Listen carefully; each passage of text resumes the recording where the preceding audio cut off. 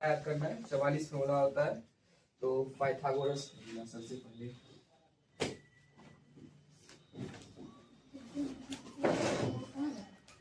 Sir बताए formula और chapter बताए।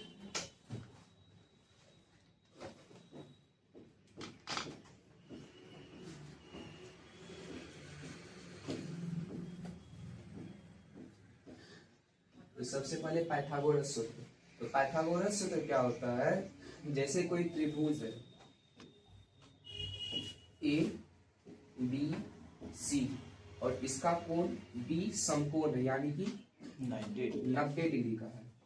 तो इस त्रिभुज के अंतर्गत ये जो भुजा है ना AC कर्ण हो जाएगा, क्योंकि 90 डिग्री का समकोण वाला 90 डिग्री का समकोण समभुज भुजा क्या कहलाता है, कर्ण कहलाता है।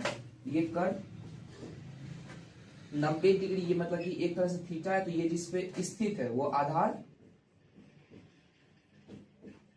और बच गया ये लंब हो गया। तो अब इस त्रिभुज के अंतर्गत ये जो कर्ण भुजा है, पाइथागोरस ने ये सूत्र दिया था कि कर्ण का स्क्वायर बराबर आधार स्क्वायर जोड़ लंब स्क्वायर। इसका मतलब हुआ, यानी कि इसका मतलब हुआ जैसे ये कर्ण है AC, इसको हम लोग लिख सकते हैं इस तरह, AC square is equal to AB square plus BC square.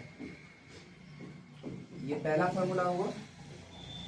मान लो ये 3 है और ये 4 है, ठीक। तो अब इस फॉर्मूला के आधार पे हमको कर्ण निकालना है। कर्ण निकालना है तो वो निकालेंगे किस तरह, तो AC square is equals to, यहाँ AB क्या है 3 सेंटीमीटर या 3 मीटर कुछ भी, आधार टू BC है ना, यहाँ AB लिखे, वहाँ नीचे देखो तुम, आधार देखो ना।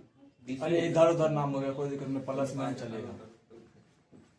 जोड़, फिर BC क्या है, BC 4 है, तो 4 का स्क्वायर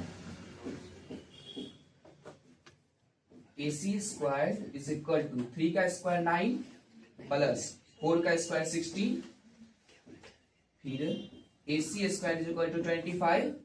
इस तरह से AC इधर आएगा, ये तो रूट में आ जाएगा ना स्क्वायर, AC निकल गया 5। पाइथागोरस फॉर्मूले से कर्ण निकालने सीख गए। तो पहला फॉर्मूला हो गया कर्ण स्क्वायर बराबर आधार स्क्वायर जोड़ लंब स्क्वायर। को हम लोग डायरेक्ट इस तरह भी लिख सकते हैं, कर्ण बराबर अंडर रूट आधार स्क्वायर जोड़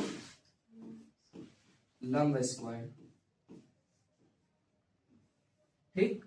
अब अगर कर्ण दिया रहे और इन दोनों में से कोई एक दिया रहे, या तो आधार या फिर लंब, तो हम लोगों को कह दे दूसरा भुजा निकालना है, तो कैसे निकालेंगे। जैसे वहां पे हम लोग फॉर्मूला में क्या देखे थे, कर्ण स्क्वायर बराबर आधार स्क्वायर जो लंब स्क्वायर था ना, उसी तरह यदि आधार स्क्वायर निकालना है, यदि आधार स्क्वायर निकालना है, कर्ण स्क्वायर घटा लंब स्क्वायर कर देंगे। ये समझे, जैसे कर्ण वहां पे क्या था 5 का स्क्वायर 25, लंब क्या था 3 का स्क्वायर 9, 25 में से 9 गया तो 4 बचा, ठीक। 25 में से 9 गया तो 16 बचा, और फिर ये जो बच गया यहाँ पे स्क्वायर, ये उधर जाएगा रूट, तो 16 किसका रूट, तो 4 का। उसी तरह आधार वहां भी 4 था, यहाँ भी 4 है। इसको हम लोग आधार बराबर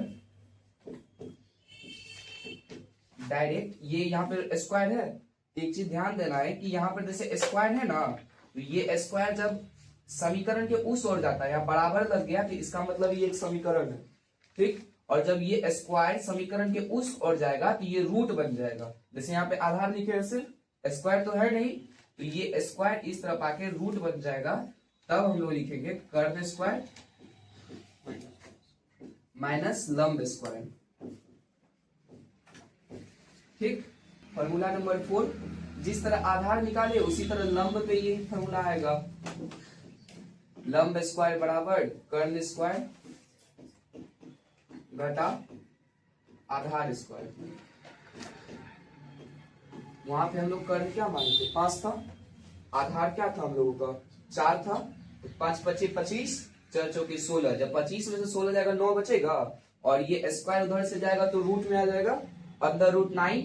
अंडर रूट 9 का मान क्या होता है, 3। वहां पे भी हम लोग का लंब 3 था ना, इसी फॉर्मूला को हम लोग लंब बराबर